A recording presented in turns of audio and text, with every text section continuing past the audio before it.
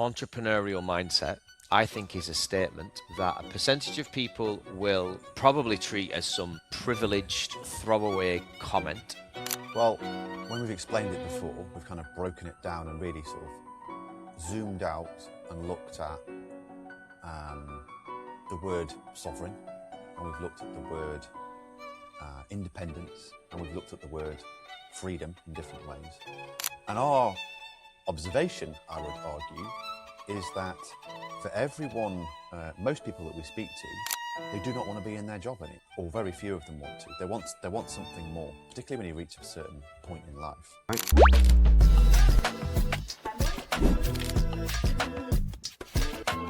Okay, so we may have to cover this on every single podcast, but entrepreneurial mindset, I think, is a statement that a percentage of people will probably treat as some privileged throwaway comment.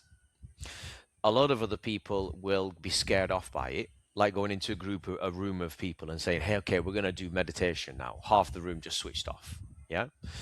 And whatever else is attributed just to that word entrepreneurial. So how, when it comes to sovereign soul, and we've been promoting entrepreneur mindset for well over a year now. What do we mean when we say entrepreneur mindset? Well, when we've explained it before, we've kind of broken it down and really sort of zoomed out and looked at the word sovereign, and we've looked at the word independence, and we've looked at the word freedom in different ways. And we have spent a lot of time with people, understanding the barriers that they've got in life. And we've helped a lot of people basically retire, pivot, retire early, move into different kind of spaces and phases of life. And the thing that seems to be holding so many people back is the job mindset. And the job mindset is that every month I feel like I'm making progress in a linear fashion, either in my career. It might not always be the same job, but I have the expectation that the same amount of money while I'm in that job is being deposited into my bank account every single month, which gives me, quite rightly, a sense of security that I can sort of see into the future. And our observation, I would argue, is that for everyone that most people that we speak to, they do not want to be in their job anymore, or very few of them want to. They want something more, particularly when you reach a certain point in life. And it doesn't seem to have made them particularly happy either, because it's in the pursuit of someone else's dream. If you're working for someone, you're basically working for someone else's dream. The big boss at the top there, you're contributing to their dream, not maybe yours.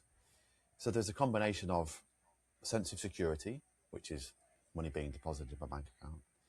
There's the deferment of what I really want my life to look like, and that needs purpose. It needs, we want to feel like we're getting out of bed every day and we're working towards something that is materially improving our future. That's internal, in our internal world, and something that affects us. But outside of that, that model basically worked for our parents and our grandparents.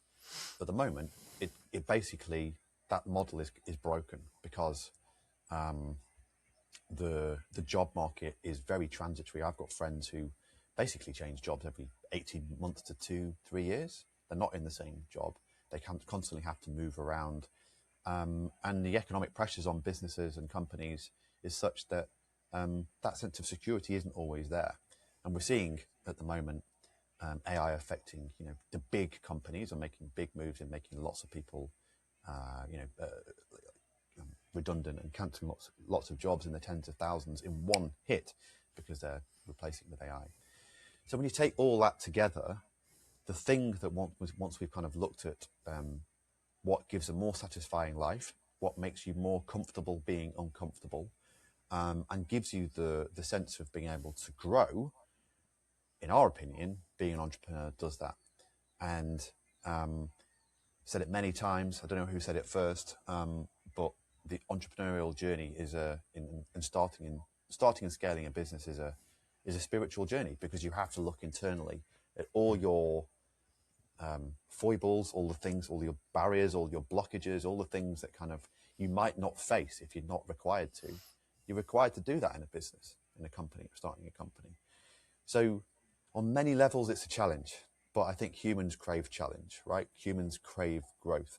And if you don't grow in yourself as well as your career, should we say, and adding more skills to it, then you kind of start to calcify. And so that would be my initial kind of the way we've thought about it and the way we've kind of articulated it. I think that's a good start for 10. I would probably put a reverse view on that as well, that entrepreneurial mindset does not mean becoming an entrepreneur, because I think that's what puts, well, I can't speak for those people because they're not here right now, but if I try and put my mind in that, I think people have got a predisposed idea of what an entrepreneur is. And do you remember when we did those, we looked at those studies of what population of the world is an entrepreneur, and it was there or thereabouts 10%.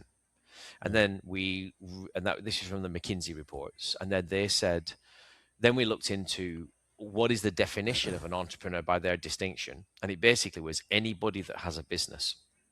But then when you break down the classical views of entrepreneurship, you've got people that have professionally trained for years, doctors, lawyers that have businesses.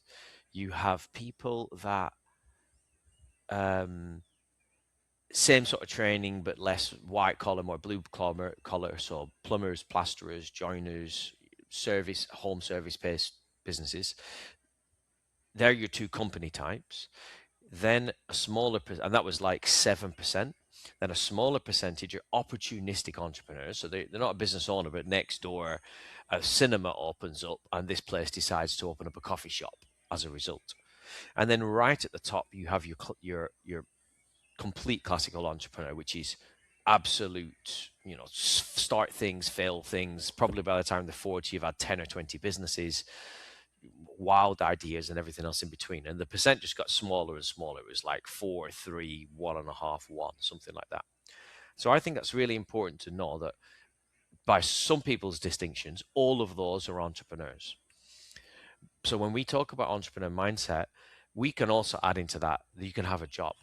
We're just encouraging people to think in an entrepreneurial way, which means that you have to solve your problems, first of all, or you have to find a way to get your problems solved, especially now that we have AI into the mix. And it's also thinking about your current environment. Everyone is in an environment right now. So when you begin to think about that in a manner that is no longer based on the rule set, the construct of that environment, you're now thinking entrepreneurially, rather than working on these rules that somebody or socially have imposed on that environment that you then conform to. And that's the thing to really think about, because like you said, what worked for our parents 40s, 50s, 60s, 70s, 80s in terms of,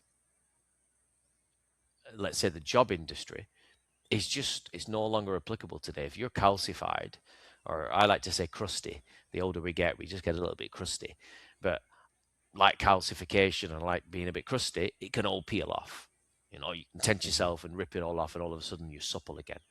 So maybe another way of thinking, if you're listening to this as an entrepreneur mindset, is a supple mindset. It's a solutions focused, forward orientated, wide perspective, agile way of thinking. And if you hold that approach at the center, or begin to adopt it, and anybody can choose to adopt that, then whatever environment you're in, you can navigate and meander through that much better, like water trying to find its way back to the sea. It's not a straight line. It takes the least path of resistance that it can.